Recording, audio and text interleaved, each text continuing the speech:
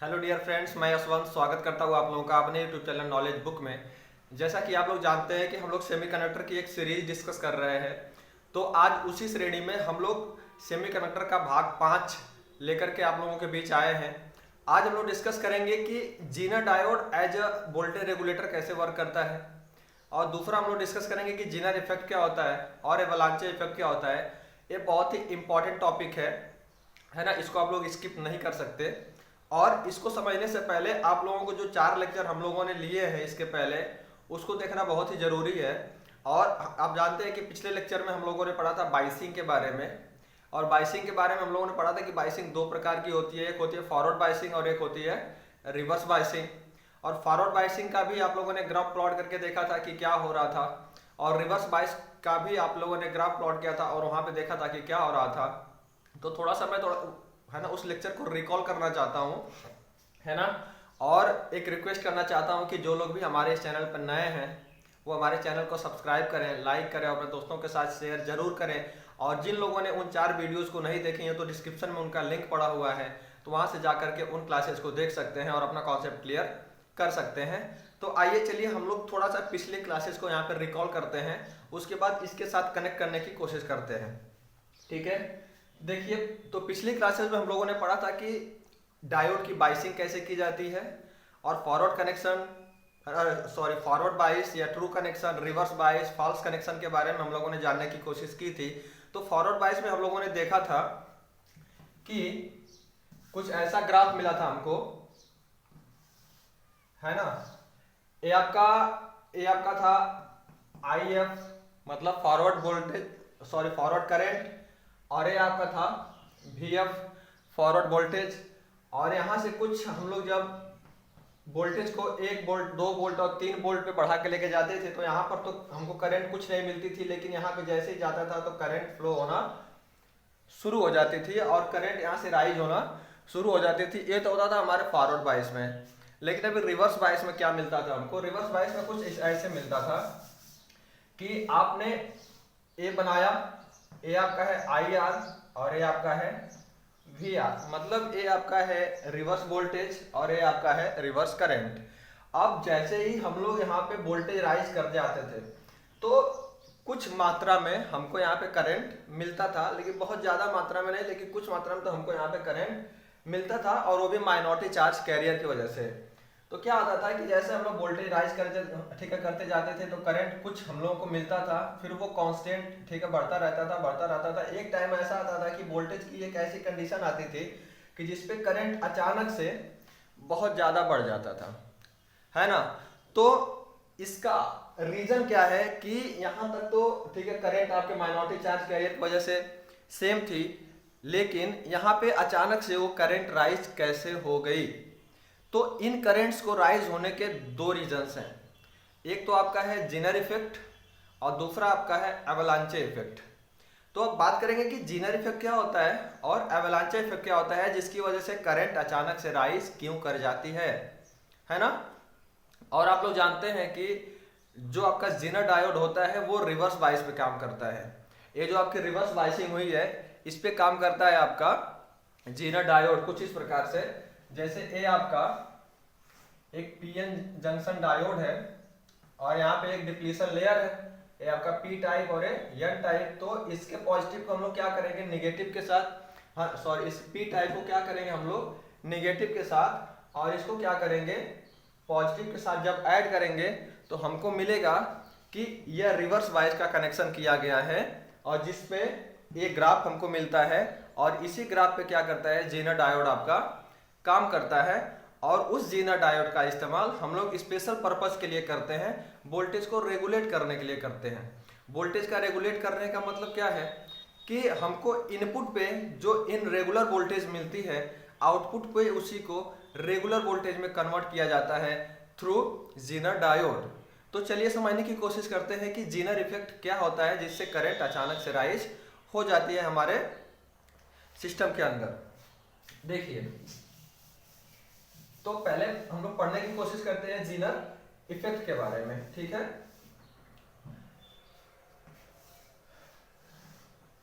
एक यहाँ पे पी टाइप और ये n टाइप आपका, और ये आपके होते हैं डिप्लीशन लेयर। ये होती है आपकी डिप्लीशन लेयर। आप जानते हैं कि इसका कुछ ना कुछ डिस्टेंस होता है और ये इसकी इलेक्ट्रिक फील्ड होती है, और इसको बाइसिंग के थ्रू यानी रिवर्स बाइसिंग से हमने क्या किया है, इसकी हम लोगों ने रिवर्स बाइसिंग की है कि इसके पी टाइप को हमने n है ना n टर्मिनल के साथ और n टाइप को हमने ठीक है पॉजिटिव टर्मिनल के साथ जोड़ा है। और आप जानते हैं कि पी टाइप में क्या होते हैं, मेजॉरिटी कैरियर होल होते हैं और माइनॉरिटी कैरियर इलेक्ट्रॉन होते हैं। तो क्या होते हैं इसमें मेजॉरिटी कैरियर होल होते हैं और माइनॉरिटी कैरियर इलेक्ट्रॉन होते हैं। और एन टाइप में क्या होता है, इसमें मेजॉरिटी कैरियर इलेक्ट्रॉन होते हैं, मेजॉरिटी कैरियर इलेक्ट्रॉन होते हैं, और माइनॉरिटी में क्या होते हैं, इसमें माइनॉरिटी में क्या होते हैं, होल होते हैं। अब हम लोग क्या करेंगे, इसमें जीनर इफेक्ट में क्या करते हैं कि अपने डायोड के अंदर यानी पीएन जंक्शन के अंदर हम लोग इम्प्योरिटी को बढ़ा देते हैं। ठीक है, क्या करते हैं, इम्प्योरिटी को बढ़ा देते। तो उससे होता क्या है, तो इम्प्योरिटी को क्या करते हैं, मोर कर देते हैं। जब इम्प्योरिटी इसमें जब मिला देंगे तो होगा क्या, डिप्लीशन लेयर जो जिसकी चौड़ाई इतनी है वो घट करके इतनी हो जाएगी, क्योंकि इसमें होल्स का क्या हो जाएगा, अधिकता हो जाएगी, होल्स की संख्या बढ़ जाएगी और इसके अंदर इलेक्ट्रॉन की संख्या बढ़ जाएगी। जब उसमें इलेक्ट्रॉन की संख्या और यहाँ पे होल की संख्या बढ़ जाएगी तो ये डिप्लीशन लेयर को क्या करेंगे, दबाना स्टार्ट कर देंगे और यहाँ के इलेक्ट्रॉन इसके साथ है ना डिफ्यूज करना शुरू कर देंगे, डिफ्यूजन करना शुरू कर देंगे, जिससे चार्ज का शॉर्टेज होना शुरू हो जाएगा। और जैसे ही चार्ज का शॉर्टेज होगा वहाँ पे ह्यूज अमाउंट में क्या होगी, इलेक्ट्रिक फील्ड जनरेट होगी, और वो ह्यूज अमाउंट जो इलेक्ट्रिक फील्ड जनरेट होगी वो भी काफी ठीक है कम वोल्टेज पे, 2 वोल्ट या 4 वोल्ट पे या 6 वोल्ट पे ही वो बहुत ज्यादा अमाउंट में वहाँ पे इलेक्ट्रिक फील्ड है उसका निर्माण हो जाएगा। अब ये क्यों हो जाएगा, कम है ना, यहाँ पे कम वोल्टेज देने पे ही यहाँ पे अधिक से अधिक ज्यादा से ज्यादा इलेक्ट्रिक फील्ड का निर्माण कैसे हो जा रहा है। देखिए आप लोगों ने एक फार्मूला देखा है V बराबर ई डी, और यहां से अगर हम लोग E की वैल्यू काउंट करें तो E बराबर हमको मिलेगा V बाई डी।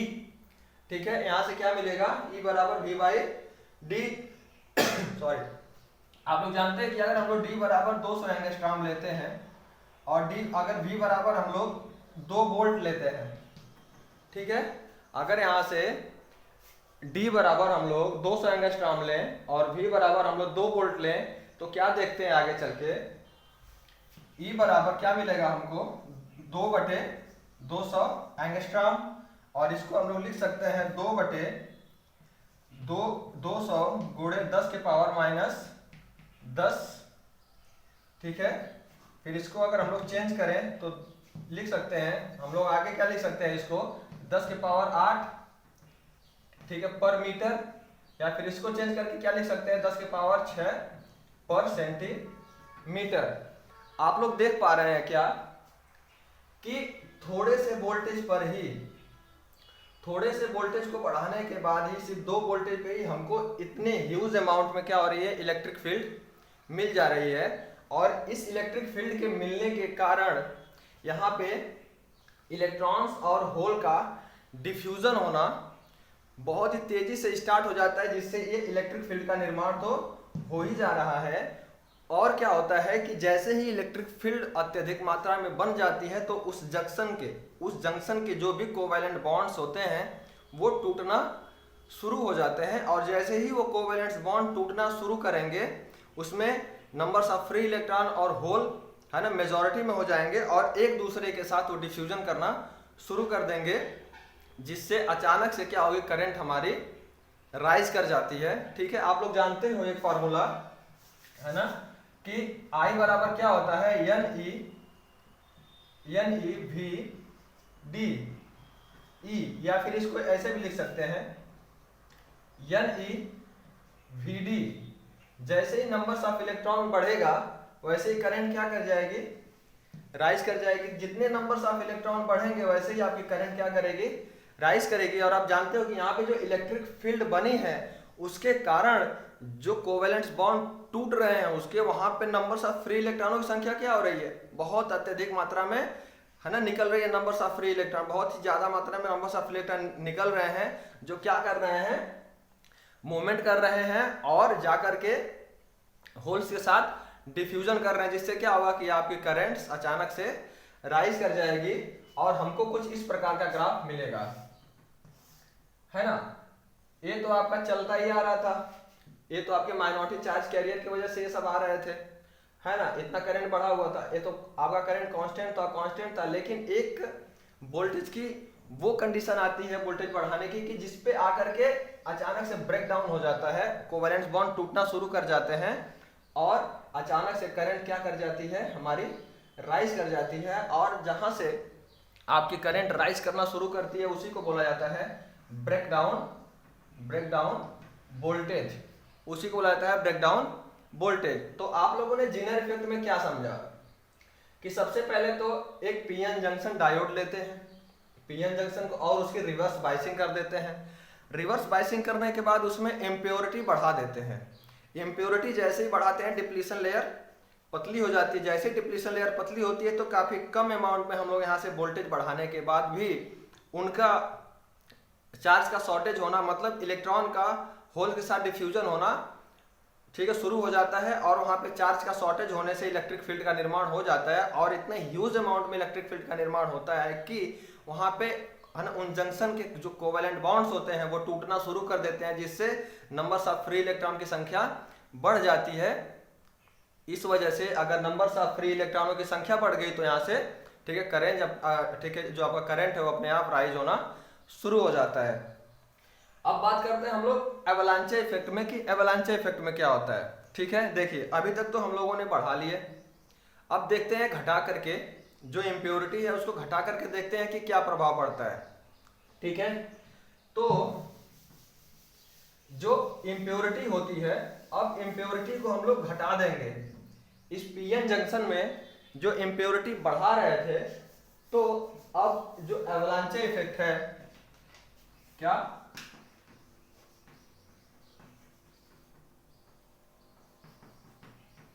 जो एवलांचे इफेक्ट है उसमें क्या करेंगे, इम्प्योरिटी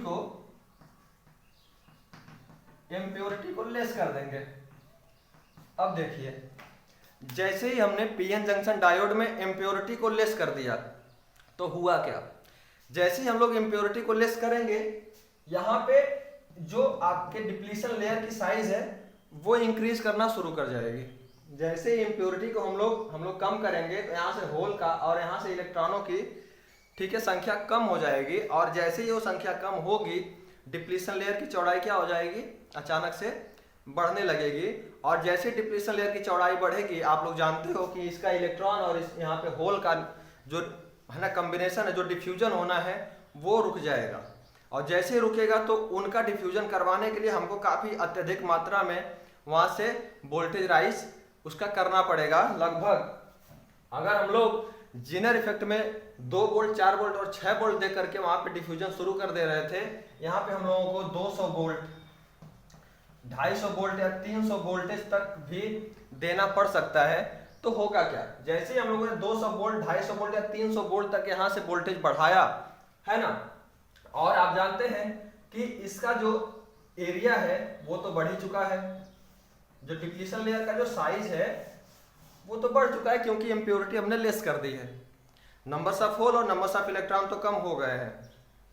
अब क्या होगा, जब साइज बढ़ेगी तो यहाँ से वोल्टेज जैसे राइज करते जाएंगे तो एक कंडीशन ऐसा आएगा कि इसमें जो माइनॉरिटी चार्ज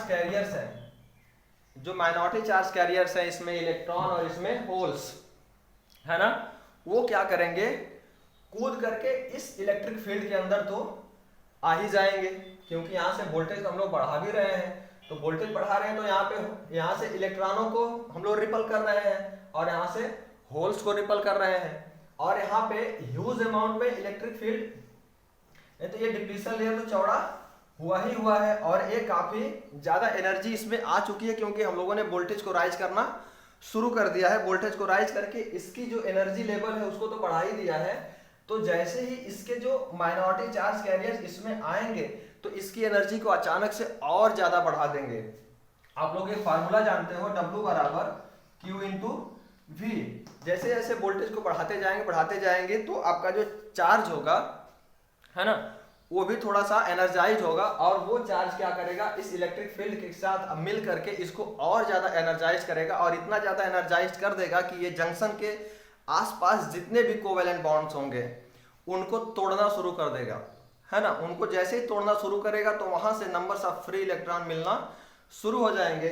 और फिर से इसी फार्मूले के माध्यम से I बराबर NE into NE VD, NE बढ़ा तो करंट अचानक से क्या कर जाएगा, राइज कर जाएगा।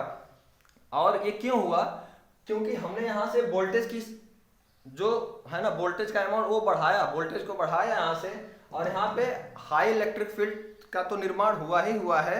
और जैसे ही उसमें बाहर से कोई चार्ज आता है, कोई बाहर चार्ज आएगा तो उसको और ज़्यादा एनर्जाइज कर देगा, और जैसे ही उसको और ज़्यादा एनर्जाइज करेगा उसके अगल बगल के कोवेलेंट्स बॉन्ड टूटना शुरू हो जाएंगे और हमको नंबर्स ऑफ फ्री इलेक्ट्रॉन मिलना शुरू हो जाएंगे, और वहाँ से करंट क्या करेगी, अचानक से राइज कर जाएगी। तो इसमें भी हमको क्या मिलता है, कुछ इसी प्रकार का ग्राफ मिलता है।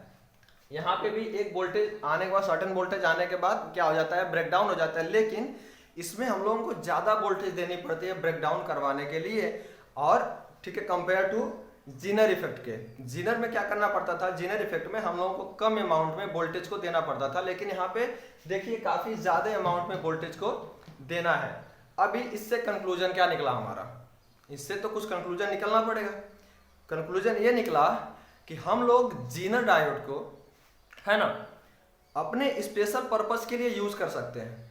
स्पेशल पर्पस कहने का मतलब ये है कि ये देख सकते हैं हम लोग कि कहाँ पे हमको कम वोल्टेज पे ब्रेक डाउन करवाना है, कहाँ पे ज़्यादा वोल्टेज पे ब्रेक डाउन करवाना है। तो हमको जितने वोल्टेज पे भी ब्रेक डाउन करवाना है उतने वोल्टेज का लेके जा करके वहाँ पे हम लोग एक जीनर डायोड फिक्स कर देंगे और अपने वोल्टेज को रेगुलेट कर सकते हैं उतने फिक्स वोल्टेज के लिए। और उसके बाद अगर उसके ऊपर, अगर फिक्स वोल्टेज के ऊपर अगर वोल्टेज बढ़ती है तो क्या कर देगा, वहीं पे उसका ब्रेक डाउन कर देगा, ठीक है, और वोल्टेज के मान को बढ़ने नहीं देगा। देखिए अब हम लोग क्या बात करते हैं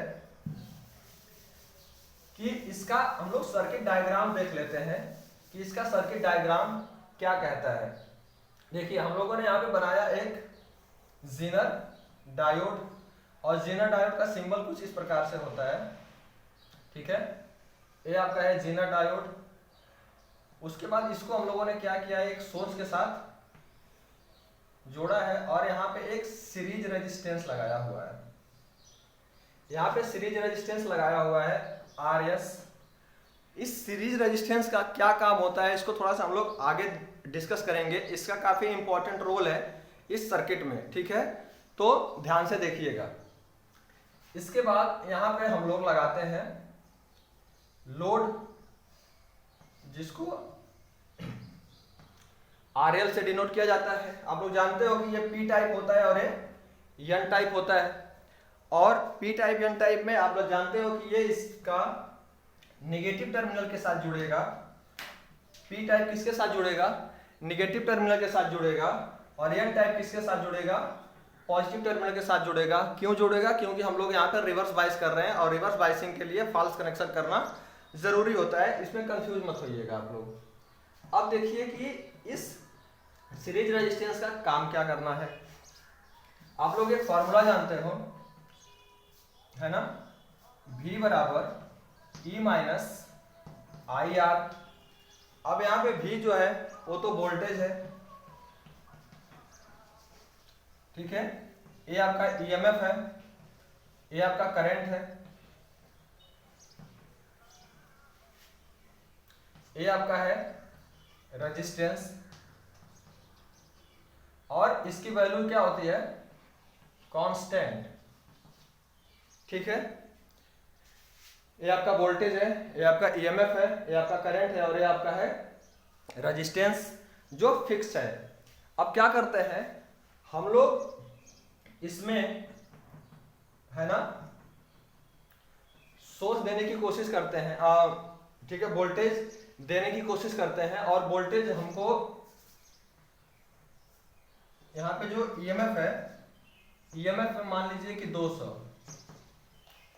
और इसका करंट कितना है, सपोज कर लीजिए 10 एम्पियर है, और रेजिस्टेंस कितना है, 10 ओम का है, तो हमको फाइनल वोल्टेज कितना मिलेगा, 100। अब क्या करें, इसी ईएमएफ को बढ़ा दें, इसी ईएमएफ को क्या कर दें, बढ़ा करके हम लोग कर दें 250।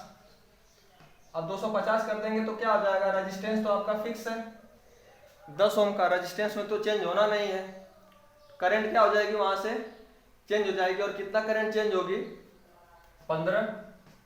तो फिर हमको आउटपुट कितना मिलेगा, 100 वोल्ट का। फिर से देखते हैं, फिर से बढ़ा देते हैं इसको, हम लोग 300 कर देते हैं, जो ईएमएफ की वैल्यू है उसको क्या कर दें हम लोग 300 कर दें। अब करंट की वैल्यू क्या करना पड़ेगा हमको, क्योंकि आपका रेजिस्टेंस तो फिक्स है यहाँ पे, तो करंट को क्या करना पड़ेगा 20। तो हमको फाइनल रिजल्ट क्या मिलेगा, 100 वोल्ट का। अब आप लोग क्या देख पा रहे हैं, ये जो वेरिएशन आ रहा है आपके ईएमएफ पे, ठीक है, ईएमएफ के अंदर वेरिएशन तो आ रहा है, और आपके करंट के ऊपर भी वेरिएशन आ रहा है। दो चीजें आपकी फिक्स है, एक तो आपका रेजिस्टेंस फिक्स है, और एक आपका जो फाइनल रिजल्ट हमको मिलना है आउटपुट पे वो आपका फिक्स है।